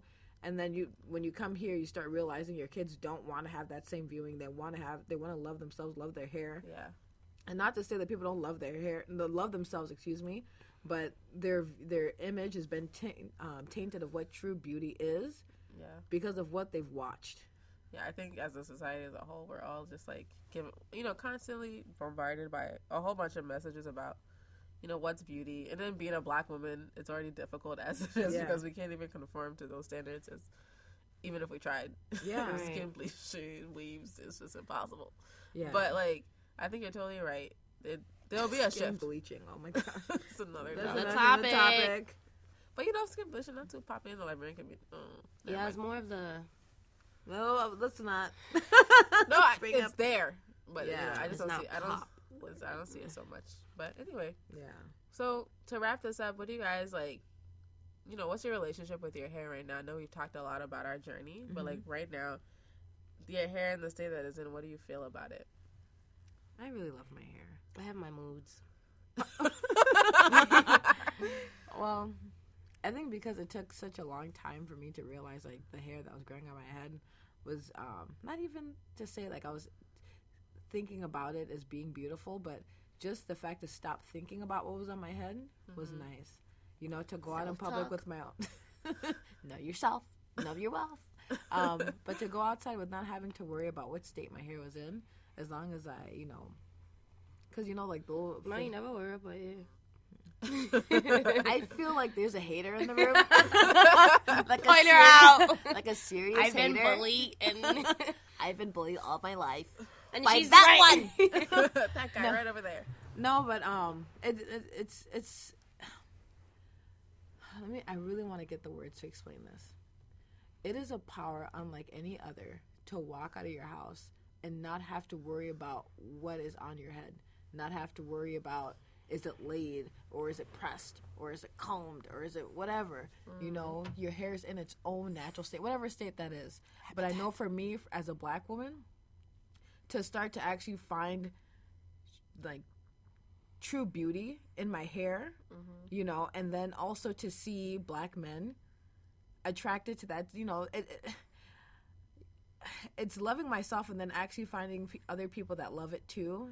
It's an overwhelming feeling, but then after some time you don't have to worry about how your hair looks, if that makes sense. You can still worry about how you can still manage it. That's not what I'm saying. Like leave your hair to shambles, but you don't have to worry about. Oh, did I press it?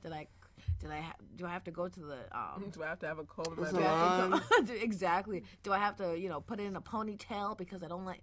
No, you don't have to wear those things. You can leave your hair out as is. You can go to a job and have your hair out as is. You can go and take pictures with your friends, and just be you and have your hair out as is. It's like my hair is the extension of me. It's not necessarily. I can't say my hair, it's me necessarily, but it's an extension of me. So however way I choose to do it is up to me. But there is power when you have your own natural hair and confident. Yeah, just like you see any woman that's, and I'm just going to say that if you see anybody that's Caucasian and you see their hair, they don't have any issues. Like they don't even think about it. They're just out and about. To have that same power, to not have to worry about what you like, your hair is just out and about. That is power. That's true confidence to me.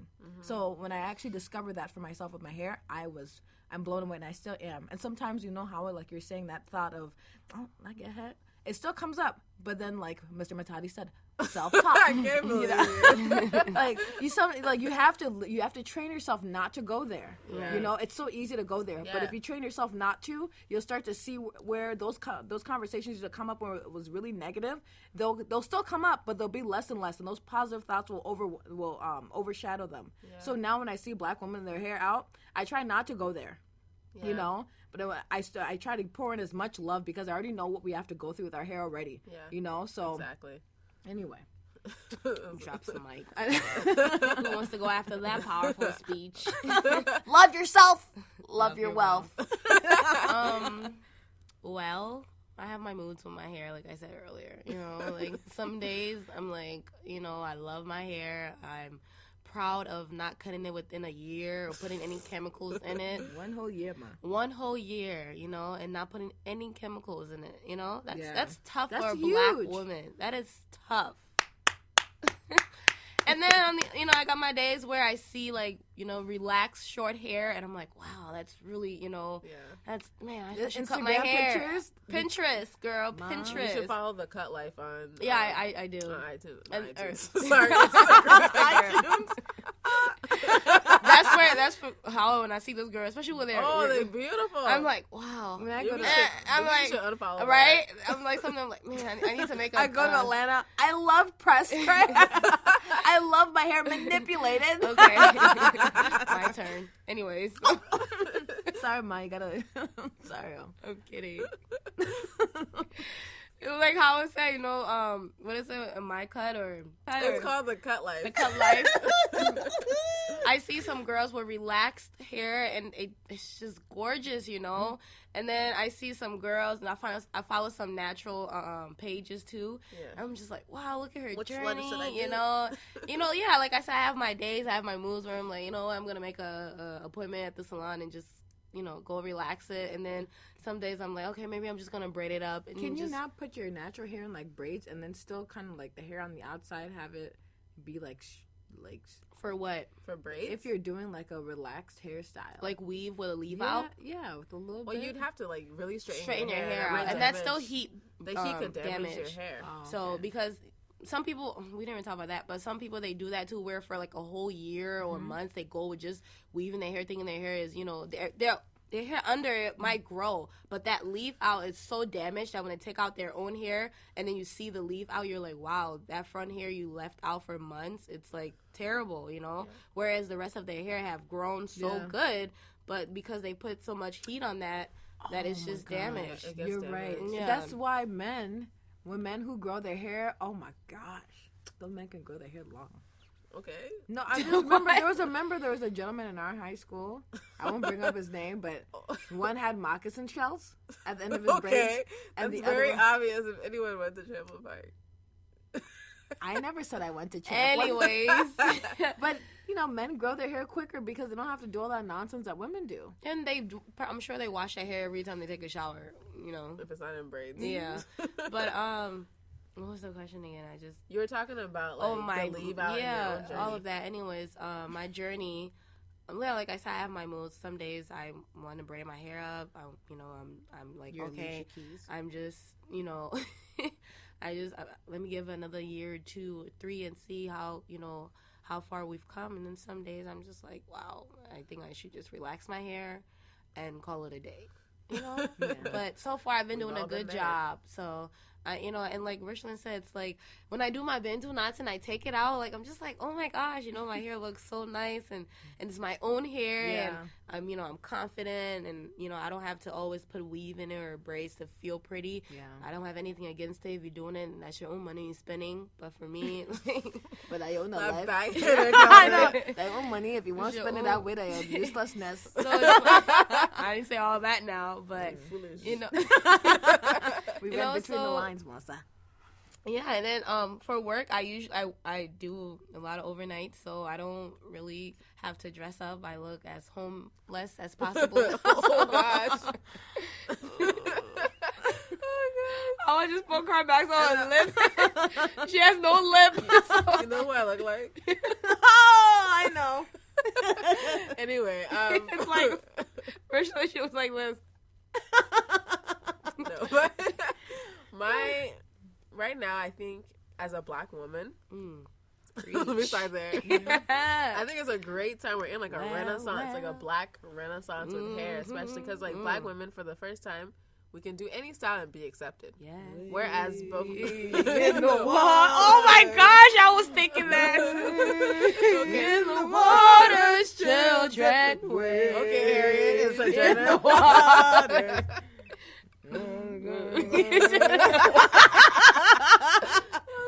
Continue on. That's right.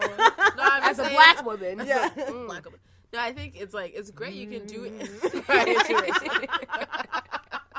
You can do anything with your hair and really find acceptance and find people who can support you and like doing the same things as you, because before it was really restricting. You had to do certain styles and that's all there was, and there weren't really other options. So like it's great, being natural for so long. I really understand like how awesome natural hair is, because I've gone from being natural to perming my hair and knowing like it's so much more difficult. People feel like it's easier because yes, it's easier to comb your hair, yes, it's easier to like wash it and stuff when it is permed. But, like, the actual maintenance of it is still the same. To me, it's more difficult. So, I really love the fact that I have my own hair. I usually have my hair in braids and crochet and stuff, which I usually just use for protective styles. And those work for me, I think it helps me keep my hair protected, but at the same time, I can still be natural and still, be versatile with my hair. So... It's just great being a Black woman with hair. But yeah, that wraps up our hot topic hair. Yes. It was good. I think we had a great cover. Yeah. All right, now we're going to jump into our listener letters. Cool. So... Go ahead. So the question for this week is, how did you guys maintain your friendship all through high school? Good question. I guess what I think helped us maintain our friendship was our like sense of humor. So we have a very specific like Richland, Melissa. Like no, it's not that. Oh yeah, it's kind of dark. But like you guys look at like the tip of the iceberg. It gets super dark when the mic goes off. But when it hits midnight, I'm kidding. The jokes get worse and worse. Everybody hit the lights. But we just had a great sense of humor as a group, and we just kind of could bond on like these crazy stories and like all our things, all the things we laughed about were just like made up in the moment. So we just had a lot of fun together. And so like I know for me, being with Richland and Melissa, it was just really genuine, and I felt that. I don't know. It's hard to explain if you have never experienced it. I'm sorry, but but when you really are with genuine people that care about you and you care about them, you don't feel like uncomfortable in any way. And so we really had that bond, and we were able to like connect on a lot of things because we have similar upbringings. We lived in similar households. We couldn't go anywhere, so what did we have to do but talk to each other on the phone? Right. And then we just kind of had like I said, the sense of humor between us. We just all get our jokes, like no matter how terrible they are. And we made it work. I feel like we made it work. Like we had our tough times in high school, but we made it work. No, we made it work, There's 3 different personalities that came together, And we formed this friendship that I feel like it's unbreakable. It was twisted at first, you know. It was twisted for a year, you know. But, you know, we came back together like nothing ever happened. And that's what friendship is about. And it's not to say now that we even hang out all the time. But it's like, you just know, like, people, you know, when you have genuine people in your life. You know when they're there when you need them, you know? And it's like, you don't have to boast about it. You don't have to talk about it. But they just know it. And these two girls... And these two girls throughout high school, you know, have really been there for me. You know, they may not think they've been there for me, but I feel like they have. They made me into the mother, the person that I am today. And I would never trade their friendships, you know. It's deep. And they say that I'm not, you know, the easiest person to make friends or be friend with. They say I know. No, they say. Bring that dictionary. The fact is, it was easy for me to actually be friends with both of them. Like, I don't think it took long for me to open up or for me to be myself around you guys. Did it? We're still uncovering secrets about you. No, I mean, I'm kidding. No, especially like with Howard, like me and Howard, like we're two different, you know, people. Like, and for me and her to click, it wasn't even to say it was forced. It was just like it was natural. And the same with Richland when she feels so but no, it was natural. And for that, it's like that's something that I always like take with me. You know, they like they said, quote unquote. I'm not the best to make friends with, but we don't say that anymore. Yeah, you do.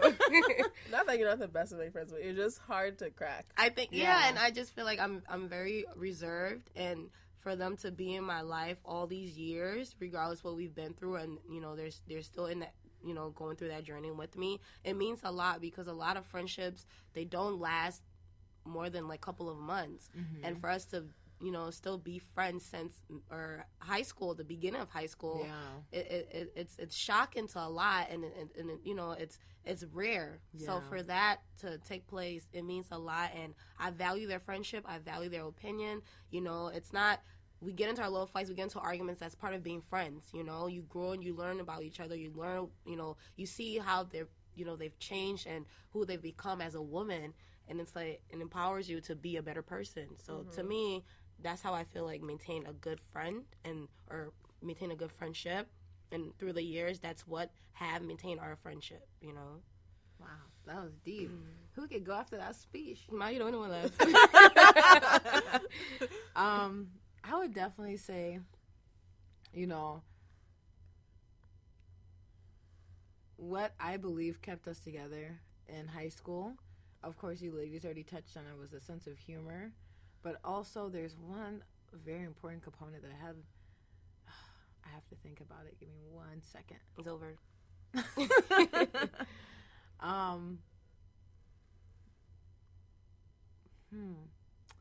Oh my gosh, I can't remember this word. But consistency. No, here it is. It was reflection. A lot of times me, Howard, and Melissa would go home after school. Like, we'd laugh about a whole bunch of things, but there were so many things that happened throughout the school day that when we'd get home, we actually talk about them. We'd reflect about, you know, certain conversations we had, good interactions, bad interactions. Homework, tests. Anything. Projects. And the thing about it is having 3 different personalities and having 3 different perspectives really made us see that the world was larger. And I think it actually put us on a good footing to be able to succeed in life, you know. I had a fight with Melissa in, you know, senior year. In the senior year. And at one point, like, you know, sometimes you don't know why things happen. And at first you feel like it's such a horrible thing. But before me and Melissa got into a fight, I never really got into a fight with any of my friends. And I thought, like, man, Melissa are done. But there was always, like, this missing spot in my heart, you know? Like, as much as I would want... Kidding. Fake. You fake. You still the same fake. No, but, you know, even in conversations, there was a missing link. And... she was the weakest link. You are the weakest link. Come on. You know, but being... You know, so when you have like 3 different people, 3 different personalities, and you're being so honest and open, and you're reflecting upon your day, good, bad, ugly, all these different things, you know, those same characteristics that we had then is the same thing that's built us up to be the women that we are today, and to have the same level of friendship that we have today. Because when I see women now, when they get into fights, they don't necessarily reflect upon it and think, oh, what did I do? What did I say? It's point the finger. And one of the things that I noticed was when me and Melissa, like, her mom was actually the one who said, you need to talk to your friends. You know, and you have to get that for you to be such good friends, for your mom to actually intervene and say, oh, talk to those girls again. And when we started talking, it was like nothing had changed. It was nothing. It literally from the moment we had, like, for me, even seeing her, that was even the biggest gift. Trust issues, none. There was nothing. There was no, like, we have to rebuild the trust. We have to get to a level where it was like, I love you. Like, I love you. And I'm so glad you're back in my life. And we just picked right back off where we left, you know. We laughed about the whole fight that we had. But what I was trying to say is that fight that we had, it really got me prepared for life. You know, and the conversations that we had, it really got me prepared for life. The reflecting, all the good and the bad things that happened in our friendship and our relationship, I felt like it was such a strong foundation for me to succeed. And also to build new friendships too, because I felt like we have the magic formula for what it looks like for three women to have a lasting friendship, to have respect for each other, to have love for each other, and to support each other. Like, no matter what, I feel like no matter what happens to me, if anything were to happen to me, you two ladies will come out of the woodworks to support me, you know, and vice versa. So I think that's what's missing in today's friendships. And I think that's what we found at an early age that's really supported us to be where we are today, and to feel like there's nothing missing. Yeah. And we literally were like the three musketeers in high school. So it's like when you see two, you ask, like, people will ask for the other. You know? If they see Howard, Rachel, where's Melissa? If they see me and Rachel, oh, where's Howard? You know, they see me and Howard, where's Rachel? You know, it was like literally we were the three musketeers. Jealous people and were. Yeah, there were some people that Who was jealous? People were really jealous. And they were and jealous even of that us being fight, with Melissa. No, that fight, like you said, that fight, that fight, you know, it made me see other people, like, how much they had to say about our friendship, like, because at first they were really quiet about it because we were so tight. Yeah. But after they saw the division, it was like, now it was like their time to, like, say things or put, maybe people had a lot of things to say about me because they didn't really say too much about you. No, they had it like, Richland said this, or even for people to come to you and be like, well, Melissa said this about you, and it's like, you waited this long for us to not talk, you know, for you to come to her and say all these things, like, what was really, you know, on your heart for both of us as being friends, you know, it shows that. So in high school, I just feel like, you know, the young generation is find people that you know you can trust, and even if you do get into fights, don't let other people intervene in your fights. You know, go to that person and talk it out. It's not. Don't air it on social media. Don't text the next friend and be like, "Well, me and her got into this fight." Reflect on the fight. Okay, what did I do? To contribute. Okay, and how can I have handled it better? You know, what can I say now to not make it escalate, but to solve the problem? You know, it's better to talk things out than to, you know, text it or keep it going, or you know, just keep that anger. It's not, because, you know, it kills the relationship. It takes a level of maturity, though. You know, like exactly. That's not all high school. I don't even expect high schoolers to have that maturity. You guys are working in high school. Well, we were seniors, so no, even I mean we have maturity. I'm just saying, like, now for those kids, like, to be at that level of maturity yourself and then to find like-minded people is difficult. I'm not saying it's impossible, but, like, even if you don't have that level of maturity, you should just find people that have respect. Because people who are respectful people, they're not going to carry your name around. Exactly. They're not going to expose you. They're not going to do certain things because they have a level of respect. When you don't have respect in a friendship, if I didn't respect Melissa or Richland, we wouldn't have the same friendship we have, because like, anytime they made me mad, I would go and expose them or say something disrespectful, or even the way we interact. If we have a disagreement, I'm like, oh, well, you know, I'm not even going to say the words I would say, but, like, I'm not going to go talk to them in such a harsh way, you know, because I have respect. Like, the same way I would respect people in my family, I respect them. So I wouldn't. It's just difficult to find people with respect these days. So good luck. But, you know, last but not least, I think our friendship is strong. But I also, too, think that there's, like, a silent warrior in every friendship, especially when it comes in threes, because usually a lot of times friendships come in twos. You know, but to actually have a trio, it's really rare. Trifecta. Open up your third eye. I was the third eye. Right? But honestly, you know, Melissa, I want you to share your take, but Howard really kept like the glue together in the friendship. And you know, when you talk about like the mediator. I would disagree, but go ahead. She really kept the glue in the friendship because of her respect, and also too, like, you know, her humor, and just Howard was just like a really kind person. That I remember when, you know, people not to say we're wrong, not kind, no, but she's like a different level, or terrible or evil. Like, I think she's been consistent from high school to now. Like, there's been changes in her viewing and her development, but in who she is as a person. To the core as a person, I think has been the same. And I remember even when we had we even had a fight before Melissa. It was like a short one, but you know, I remember how like approached me. You know, let's talk to Melissa at the locker. You know, I have like a really good memory. So now all the you things do. you guys forget, I remember. So. You know, how I was like, you know, let's talk to Melissa so that we can find out what's going on because I don't want us to continue this fight. And I was like, yeah. But then Melissa came all hotty potty to the locker and she was like, you know, grabbing her books heavily. So I'm like, I'm not going to, you know, and I thought Melissa was just going to slam the locker and just like take her books and run. So I had to beat her. I'm like, I'm not going to sit here and have her be all hotty potty. I'm going to leave before her. And I remember like, I left and Howard was just like, Howard called me that day and I was like the most. You know when somebody doesn't raise their voice or anything? And they raise it, no, they don't even raise it. Like, they still don't raise it. But it's like, we know when somebody you really love and trust tells you, like, they're how disappointed. How a voice gets, quieter when she's, like... Upset? Yeah. Oh, my gosh. That girl called me. She was like, Richland. It gets really mellow. I just want to tell you, I didn't appreciate what you did. Yeah. When, you know, we had that conversation, you said you were going to wait with me and with Melissa, and you just left. Like, for me, I felt like it was really disrespectful.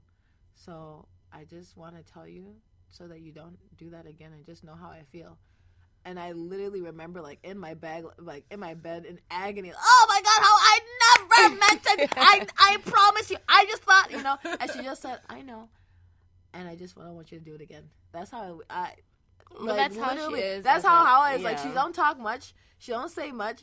But when you, like, cross a line, you better take 10 steps behind it. And you would think, right, and you think, like, they said, like, the quiet person has the most anger, but it's, like, the way she talks is just really mellow, and you're just, like... Yeah, it's really upset. And you know? Even when we, like you said, she's, like, I said, like, she's the mediator of our group. Even when we got into the big fight, the thing...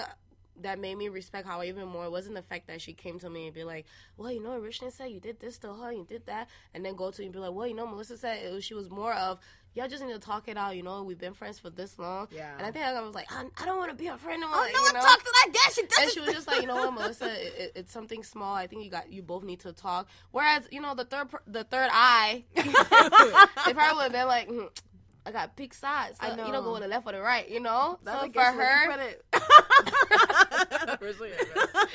so for her to just be so mellow and just be like the middle person and just say, both of you guys need to talk it out. We've been friends for this long. You know, don't let it just go like that. At such a young age. Right.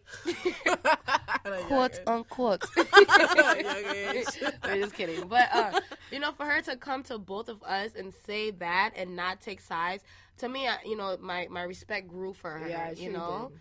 So, yeah. Even in these years now. I disagree. Right.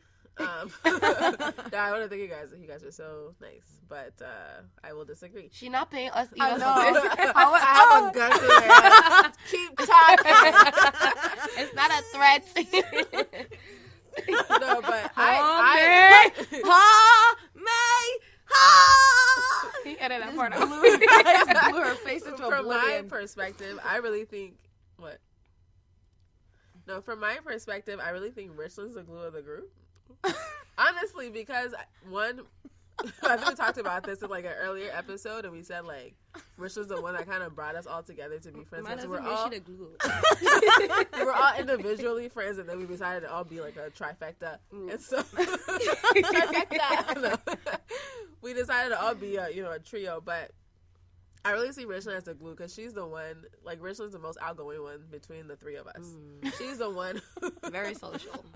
She's the most social. Melissa and I are a little more reserved. Like, I'm more friendly than Melissa if we're gonna make a scale. For me, it's Scales. Shake buddy. That's a lie. If we're gonna rank friendliness, Richland, me, and then Melissa. Like, there's two other people before Melissa as well. Christy, Kyrie. Her mom. And than me. No, but so because Rachel's a little more outgoing, she's able to like bring people around us. Because like if it was just up to me and Melissa, I swear. like Rachel's the one that's able to bring people and make them feel comfortable. And whenever we're in our presence, she's the one that's able to kind of like get the group, you know, on the side of a person and make them feel comfortable. So I think she's the glue. You know, I'm friendly, Melissa's friendly, but we're more reserved. Like, for me, I just don't really like making new friends. And it's not like I don't like people. It's just, like, the effort. I like having meaningful friendships. Like, that's one thing that I've decided that I don't want meaningless friendships. Because why waste my time? You know? So I want people who are really going to be my friends. So for that reason, I just don't make friends as easily because I'm just like, it's going to be a lot of work. I already have two. It's difficult. Sometimes I think that same thought too, but then I meet people. I just don't like. Melissa has like a band of friends that we just found out about that she would put in her wedding. We've never known about these women. Melissa's like, I have 4 women. They're really successful, just go getters. I put them in my wedding. And Melissa's like, not that even that she's not that she at her wedding. She wants to have her groom and her kids. So even hear about That's pretty you much know that was shocking. So Yeah. Melissa's a slow. And I plan on keeping them too forever, you know. And it's like that's it. I don't want to make any more friends. I honestly don't. I don't want any new friends. I don't want to make any more new friends.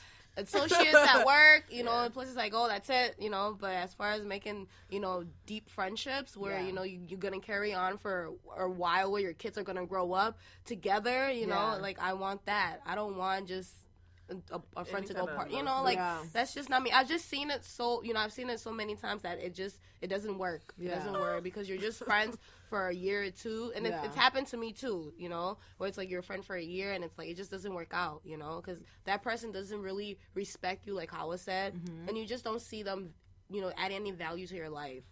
So I think one thing I will add, I think I talked about this with Richland prior, like a long time ago. Like, whenever I do make friends, I always compare them to Richland and Melissa, and if I don't have that same spark, then I feel kind of like tired to pursue the friendship. Doesn't mean that spark isn't there, but I'm just not like willing to look for it because I already have it. So. Right. Sorry. It's like a soulmate friendship, Right. You know, our souls met, and we were just old like souls, very old souls. I'm so young. I don't know what part of library. quote unquote lies. My soul's young. They're from the universe. Mom, I thought your soul was eaten by Jennifer Budnick. But Oh anyway, my gosh. that'll wrap up That wraps up this segment. this wraps up this episode of the Palava Head. Thank you so much for our fans, our loyal listeners. Loyal listeners. All 3 of you. Yeah, and if you're too pursuing to have a friendship, you know, that's strong, like Melissa said, find somebody that's loyal. Like Hawa said, get out, you know, and be a little bit more open. And, you know, in regards to our podcast today, with your natural hair journey, if you're somebody that, you know, wears your natural hair all the time, I know this is going to sound crazy, but try braids. Try braids, try weaves, try something different. If you're somebody that wears your weaves all the time, you know, try your natural hair for a moment. Go out there. Don't be afraid or ashamed. And if you're not afraid or ashamed, just try a different hairstyle with your own natural hair that you never thought you would try before. But just get out there and start living with your hair. And get, you know, start trying something new. Like, it's your hair. You can manipulate it. Right. And then also, too, if you're somebody that maybe friendships haven't worked out for you in the past, maybe it's time for you to be a little more realistic with yourself with, you know, who am I as a friend is the question you want to ask first. And what do I bring to the table as a friend? And if you realize maybe there's I am the table. I'm the legs. I keep the table standing. You know, and if you're somebody and you're not somebody that people would want to be friends with, you wouldn't be friends with yourself, then you have to take a little bit more time to work on yourself so that you can be a friend that's worth having. And if you're somebody that's a good friend, make sure that you find friends who are worth keeping. You know, because you don't want to utilize all your gifts or your talents on somebody that doesn't care or use it. So that's your challenge. That's our challenge to you. Thank you again for listening. Yeah, so thank you for doing that, Ursula. We're wrapping up our episode. I just want to add in that there's going to be some changes in how our podcast is going to be broadcasted moving forward. So in the interest of, like, putting out quality episodes and having, like, relevant topics, we decided to do our episodes bi-weekly instead of weekly. So that way, if we do have any technical things, we can kind of sort them out before the episode airs. So now episodes will be on Thursday, and they will be every 2 weeks. So look out for us every 2 weeks. Follow us on Facebook, Twitter, Tumblr. Email us at thepalavahubpodcast.com or at gmail.com. And just look out for our episodes. So we'll see you in 2 weeks. All right? Bye. Thank you, guys. Have a good week. See ya. Good.